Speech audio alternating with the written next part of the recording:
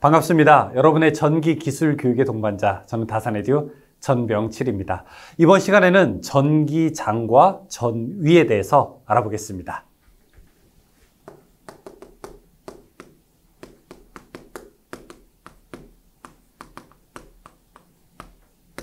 이 전기장, 이 전기가 돌아다니는 운동장을 우리가 전기장이라고 하고, 이 전위는 한번 들어본 적이 있는 것 같아요. 그래서 우리가 물의 위치 에너지를 수위라고 한다면 이 전기의 위치 에너지는 전위라고 한다고 했습니다. 자, 그러면은 이제 조금 더 사고의 폭을 이렇게 조금 넓힌다는 생각으로, 여러분의 생각의 지평을 넓힌다는 생각으로 전기장에 대한 개념을 조금 한번 알아보고, 이번 시간에는 전위에 대해서도 한번 알아보죠. 그런데 여기 수학적인 기법도 있는데, 저는 사실 이번 시간에는 다른 시간보다도 더 수학적인 기법보다는 여러분이 개념만 조금 더 가져가셨으면 좋겠어요. 수학적인 거는 뒤에서 한두 문제 정도 제가 중요하다고 생각하는 거 별표를 딱 쳐드릴 테니까 여러분이 그 개념만 한번 가져가 보죠. 자, 대신 이제 전기장을 하기 전에 자석 얘기 좀 잠깐 해도 될까요? 괜찮아요? 네. 자기장을 한번 이야기해 볼게요. 초등학교 때 실험했던 게 저도 아직까지 기억에 나요. 어떤 게 기억에 나냐면은 이렇게 자석이 있습니다. 자석은 무조건 두 개의 극을 가지게 되어 있죠. 한쪽은 N극, 하나는 S극. 절대 두 개는 분리할 수 없죠. 반으로 쪼개도 또 N극, S극. 그걸 반으로 또 쪼개도 N극, S극으로 나눌 수가 있습니다. 그 다음에 이 위에다가 유리판을 탁 놓고 철가루를 쫙 뿌린 다음에 유리판을 톡톡톡톡톡톡 두들기게 돼요. 그러면은 이 안에서 이렇게 철가루가 이러한 모양으로 배열을 하게 됩니다. 짜자자잔. 자, 이렇게. 기억나세요? 자, 이렇게 모양 나왔던 거? 맞아요. 자, 이런 선을 우리가 무엇이라고 부를까요? 이런 선을 우리가 자기력 선이라고 부르게 됩니다. 자기력선, 어떤 특징을 가지고 있을까요? 하나씩 볼까요? 자, 여기에는 자기력선이 밀도가 어떻습니까? 밀도가 높죠. 자, 대신 이런 부분은 이제 밀도가 낮죠. 자, 여기가 바로 밀도가 높게 되는 거고요. 자, 이쪽은 밀도가 낮게 되는 겁니다. 자기력선은 밀도가 높은 곳이 자기장의 세기가 더 큰 곳이라고 할 수 있어. 그러니까 자석이 실제로 가장 센 부분이 어디냐라고 하면은 요 가운데가 아니라 양쪽 끝 부분이라고 볼 수 있죠. 어떻게 해요? 밀도가 높으면 자기장의 세기도 크다, 뭐 세다, 크다 이렇게 놓을 수 있습니다. 그 다음에 각각의 자기력선은 서로 잡아당길까요? 서로 밀어낼까요? 만약에 서로 잡아당긴다면은 이거는 여러 가닥으로 표현되는 게 아니라 한 덩어리가 됐겠죠, 그렇죠? 따라서 서로 밀어내는 특징을 가지고 있습니다. 이렇게 서로 자기력선은 서로 밀어내고 있게 되는 거죠. 여기서 이제 중요하게 되는 거, 자기력선은 서로 밀어낸다. 두 번째, 이 자기력선이 많으면 많을수록 밀도가 높게 되면은 결국 자기장의 세기가 세구나. 우리가 거기까지도 알 수 있게 되는 겁니다. 그 다음에 자기력선의 방향을 설명할 수 있는데, 자기력선의 방향은 N극에서 항상 어디로 간다? N극에서 S극으로 향하게 된다. 이거를 여기서 또 보여주고 있습니다. 그렇다면 이제 우리가 전기력선도 한번 설명을 해봐야 되겠죠. 자, 전기장 설명하게 될 때 이제 이런 이야기도 한번 해볼게요. 이 자기의 힘이 노는 공간, 미치는 공간을 우리가 magnetic field라고 해서 자기장이라고 부르게 됩니다. 그 다음에 전기장은요, electric field라고 설명합니다. 여기서 있는 장이 여러분 운동장 할 때 그 장이라고 보셔도 괜찮습니다. 여기 플러스 전하가 하나 있고, 그 다음에 여기에 마이너스 전하가 하나 있습니다. 이때 우리 눈에 보이지는 않지만 플러스에서 마이너스로 이렇게 선을 연결할 수가 있어요. 가상의 선이죠. 실제로는 보이지는 않죠. 이거 보이시면 우리 지금 같은 공부하면 안 되죠. 그렇죠? 자, 이걸 무엇이라고 하느냐? 이걸 우리가 바로 전기력 선이라고 부르게 됩니다.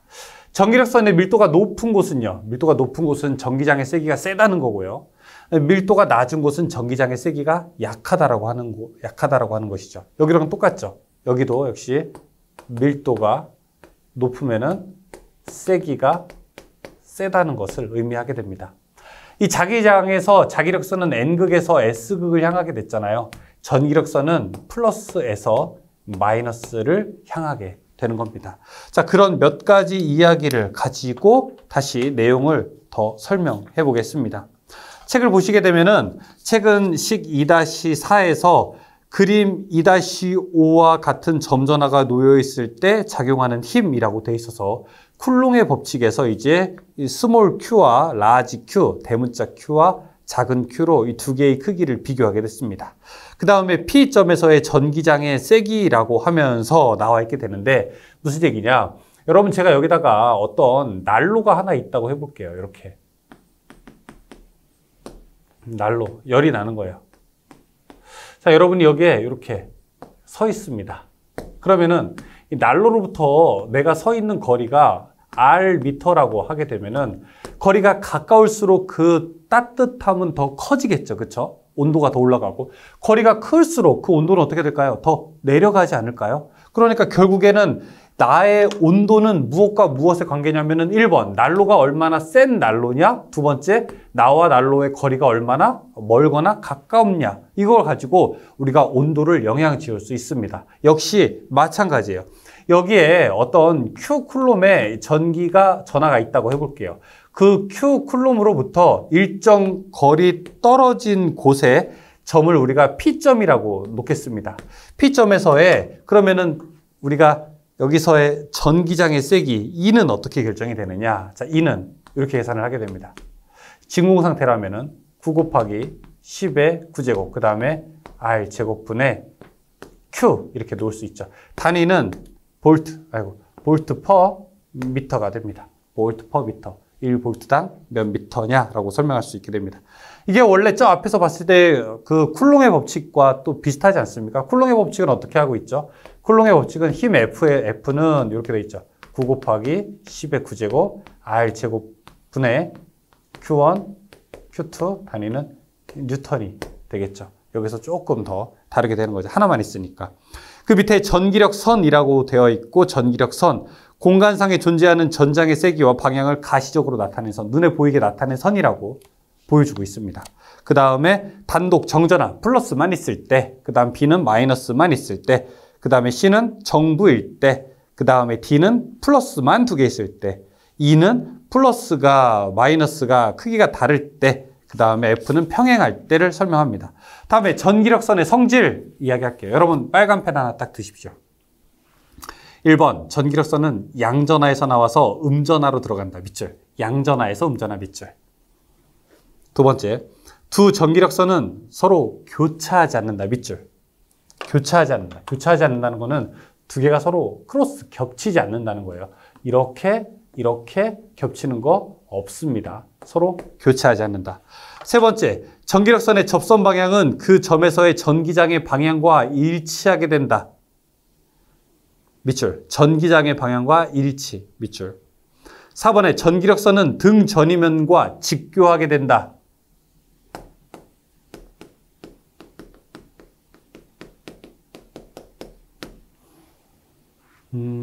이렇게 여러분이 주말에 만약에 어디 산에 딱 놀러 가게 되면 등산할 때 그 밑에 기념품 가게 파는 데서 이 수건 같은 거를 딱 팔아요. 그러면 산에 딱 꼭대기 모양이 이렇게 삼각형으로 되어 있고 딱 이런 그림들이 있죠.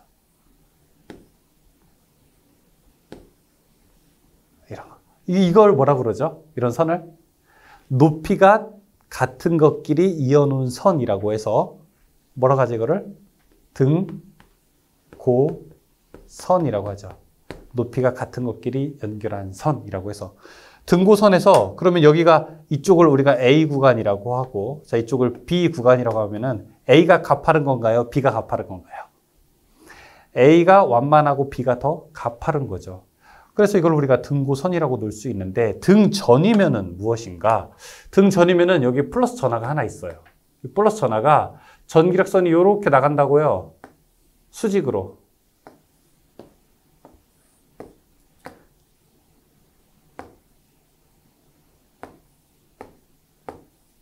근데 전 위가 똑같은 곳끼리 이렇게 묶어 놓게 되면은 이런 모양이라는 거죠. 등고선처럼. 그때 전기력선과 등전이면은 여기는 직각으로 교차한다는 겁니다. 지금 여기처럼 이렇게 이걸 우리가 직교한다 이렇게도 설명을 합니다. 직각으로 교차한다, 직교한다 이렇게도 합니다. 직교 밑줄 하나 치죠. 직교한다의 밑줄. 다음에 5번 전기력선의 밀도는 그 점에서의 전기장의 세기를 나타낸다. 밀도가 높은 거는 전기장의 세기가 큰 거고 밀도가 낮은 거는 전기장의 세기가 약하게 된다는 겁니다. 밀도는 전기장의 세기 밑줄. 다음에 6번 전기력선은 도체의 표면에 수직으로 출입하면 도체 내부에는 전기력선이 없다. 표면에만 작용하고 도체 내부에는 전기력선이 없게 됩니다. 3번에 전기장의 세기와 전기력선의 관계, 그 그림 보게 되면 두 개가 이렇게 있게 되는데 두 개가 왼쪽에 있는 거는 엄청나게 전기력선이 많고 오른쪽에 있는 거는 똑같은 면적인 것 같은데 둘, 넷, 여섯 개밖에 없게 되죠. 그러면은 누가 더 전기장의 세기가 세다고 할 수 있습니까? 당연히 같은 면적일 때 전기력선이 더 많은 것을 우리가 전기장의 세기가 더 세다고 할 수 있게 되는 거죠. 왼쪽을 이 전기력선 수가 더 많아서 더 강한 강전계라고 할 수 있고 오른쪽은 약한 전기, 약전계라고 하게 됩니다. 그러니까 전기장의 세기라고 하는 것은 전기장의 세기, 이는 결국에는 어떤 면적에 전기력선이 몇 가닥이나 있느냐 이걸 가지고 설명을 하게 되는 거죠. 이때 단위는 이제 볼트 퍼 미터가 되게 되는데 그래서 이 가닥수가 되게 중요한 겁니다. 몇 가닥이나 있게 되느냐 중요하게 된 거죠. 밑에 보시게 되면 그래서 가우스의 정리가 있습니다. 야, 가닥을 한번 세워보자. 여기 Q쿨롬이라고 하는 이 전기량, 전하가 있게 되는데 이 전하에서 몇 가닥이 나오는지를 우리가 한번 계산해보자. 자, 이 이야기를 하는 거죠. 이름 누굴까요? 이걸 우리가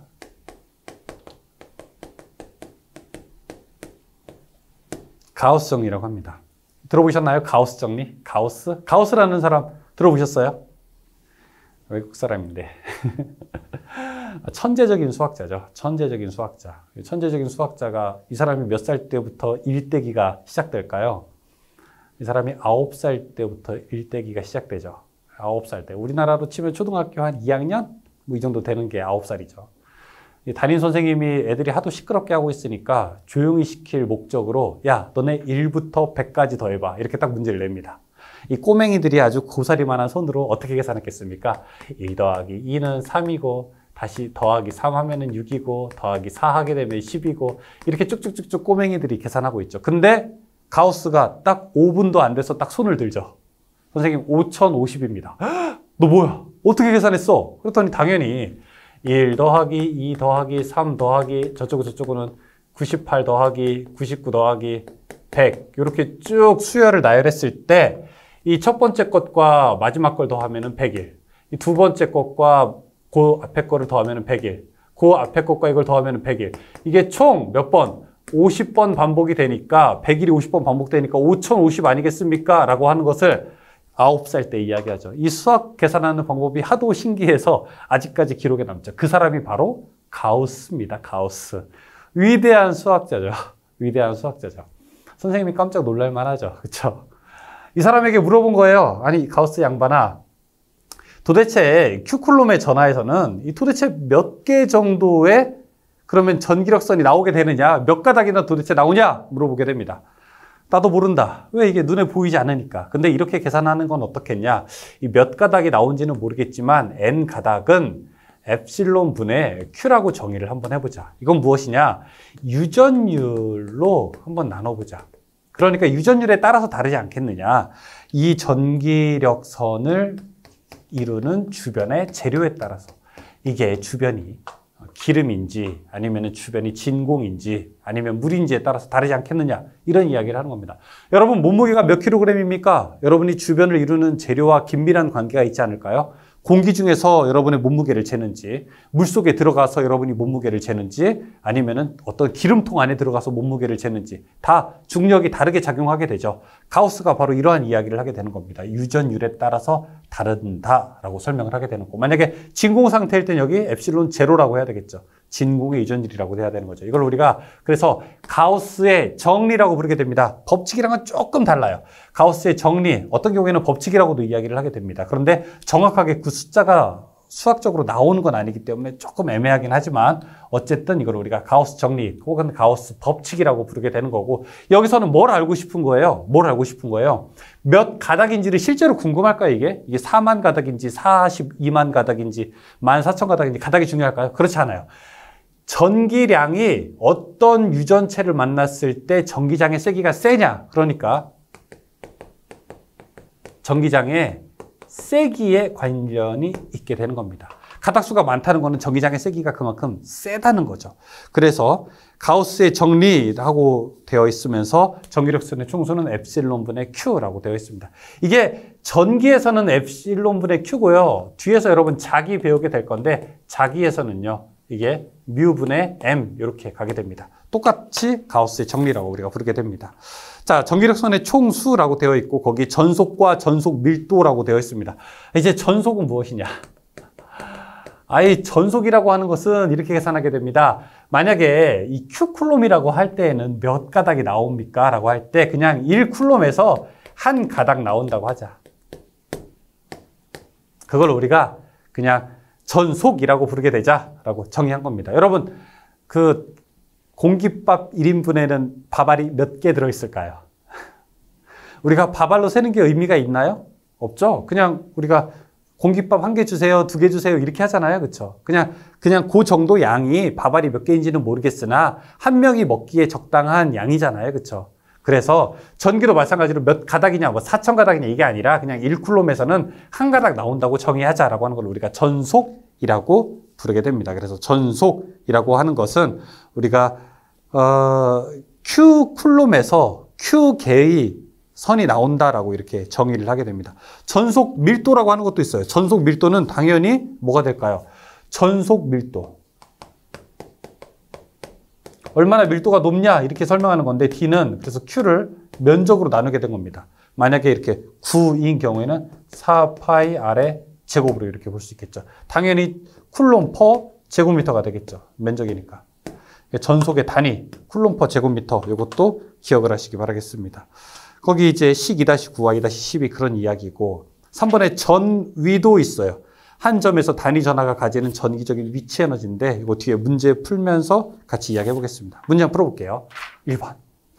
전기장의 세기에 관한 단위는 무엇인가? 전기장의 세기는 볼트 퍼 미터. 4번이 되죠. 2번. 전장 중에 단위 정전화를 놓을 때 여기에 작용하는 힘과 같은 것은 무엇인가?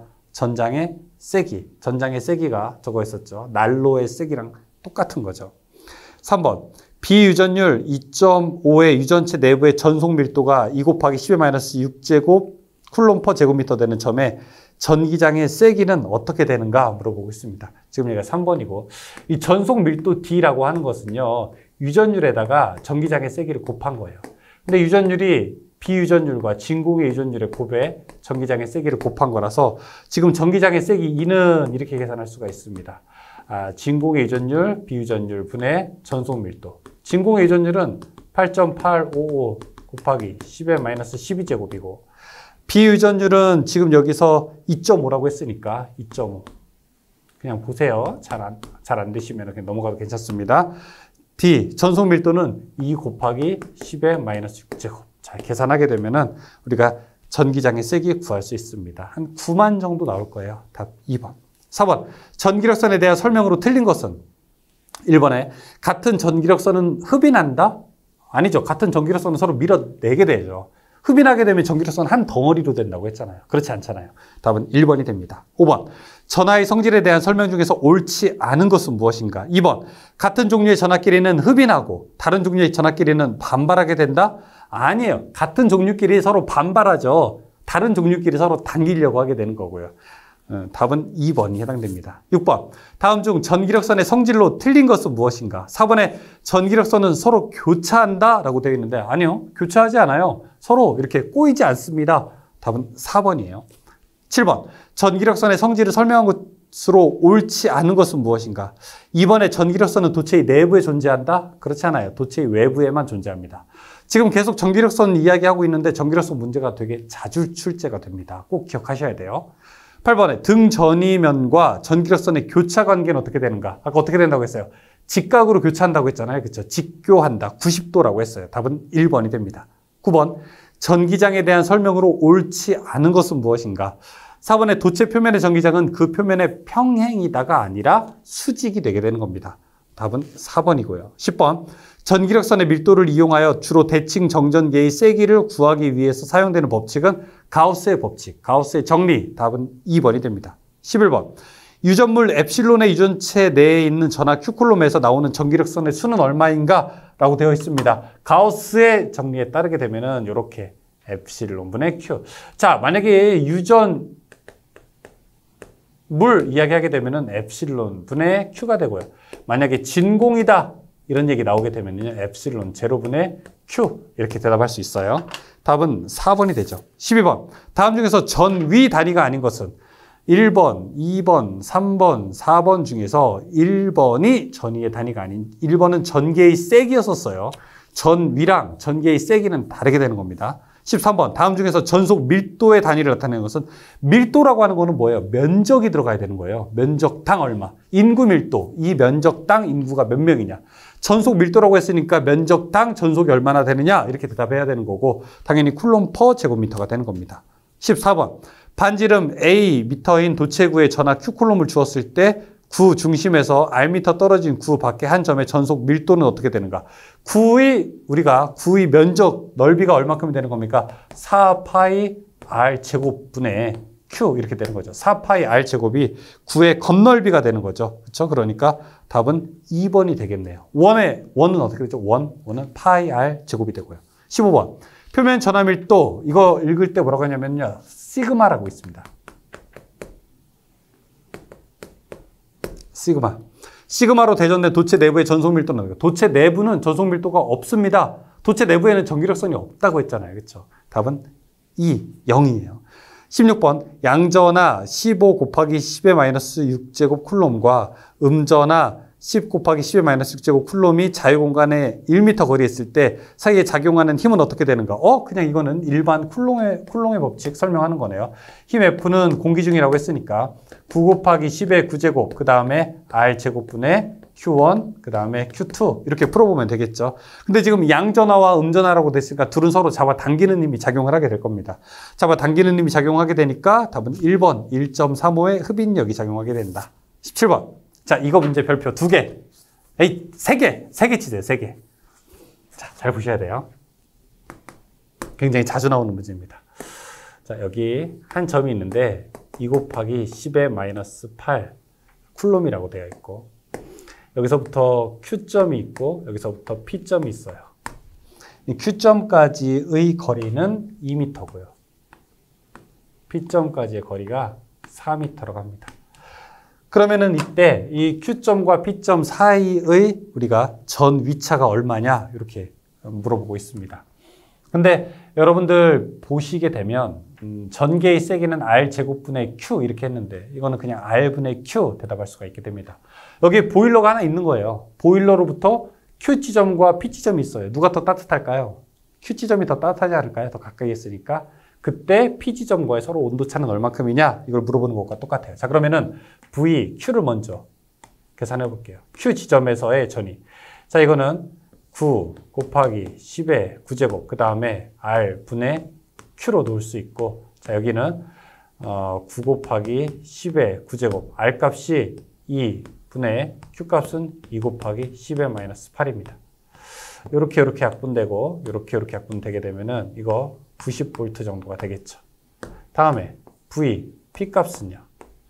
9 곱하기 10의 9제곱, 그 다음에 R분의 이거는 P로 놓을 수 있어요. R분의 Q죠, 여기도.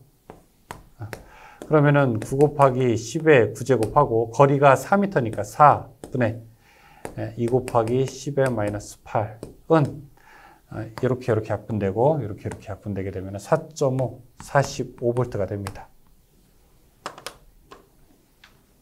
즉 여기가 VP가 45V고 여기가 90V예요. 그럼 둘 차이는 몇 볼트가 있게 됩니까? V, Q 마이너스 V, P는 90V 빼기 45V니까 둘의 전위차는 45V만큼 차이가 나게 됩니다. 이때 식은 이렇게 하셔야 돼요. 그냥 R분의 Q 이것만 넣게 되면 됩니다. 자, 여기까지 해서 문제 모두 다 풀어봤습니다.